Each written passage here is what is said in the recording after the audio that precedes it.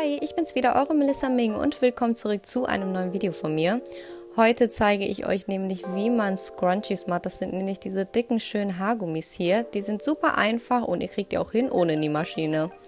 So, als erstes braucht ihr einmal Stoff, ist egal welche Farbe. Ich habe mir jetzt blau genommen, weil ich das schön finde. Eine Schere, Faden in derselben Farbe am besten, Nadeln und Gummizug. Dann nehmt ihr euch als erstes den Stoff zur Hand und knickt den einmal so in der Mitte, damit die Seite, die nach vorne kommt, umgedreht ist, also ihr sie nicht seht. So, danach nehmt ihr Nadel und Garn und näht es einmal so wie ich hier. Ihr könnt jede x-beliebige Nähmethode wählen, die ihr wollt. Ich habe mich jetzt hier für die einfache entschieden. Und wenn ihr am Ende angekommen seid, dann mache ich noch so einen Knoten, damit das nicht irgendwie aufgeht oder so. Ich mache immer einen Doppelknoten, doppelt hält nämlich besser. Dann schneide ich den Faden ab. Und was überbleibt, das schneide ich dann auch noch ab, also an Stoff. So, jetzt kommen wir zu einem etwas kniffligeren Teil und zwar müssen wir das Ganze umdrehen. Glaubt mir, Geduld zahlt sich aus. Es dauert zwar ein bisschen länger, aber ich bin mir sicher, ihr werdet das hinkriegen.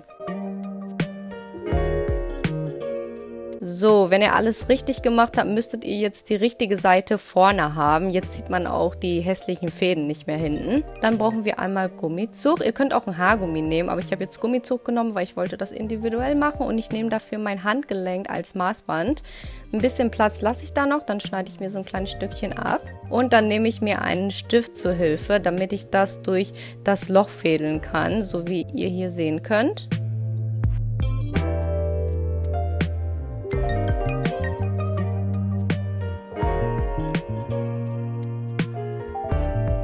So, wenn ihr dann am Ende angekommen seid, dann verknote ich die beiden Enden zusammen und macht bitte den Knoten richtig fest, damit das nicht irgendwie doch sich entknotet. Das wäre nämlich nicht so schön. So, prüft am besten noch einmal, ob das auch wirklich hält. Bei mir hält es.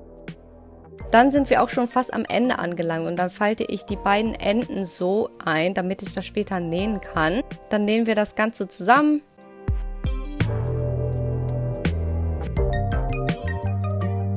Dann mache ich wieder einen Knoten, damit nichts aufgeht und schneide die übrigen Fäden noch ab. Und voilà, da habt ihr auch schon euren schönen Scrunchie.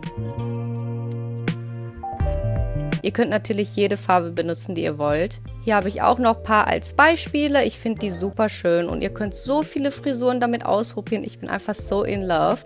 So Leute, ich hoffe, ich konnte euch mit meinem Scrunchie DIY weiterhelfen und einfach, oder? Wenn ich es hinkriege, dann kriegt ihr es auf jeden Fall hin. Wenn euch dieses Video gefallen hat, lasst mir gerne einen Daumen hoch da und subscribe nicht vergessen, macht die Glocke, um nicht zu verpassen.